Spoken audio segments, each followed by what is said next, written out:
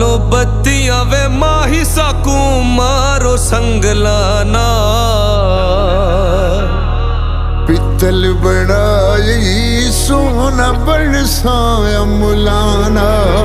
पित्तल बनाया सोना बरसा मुलाना।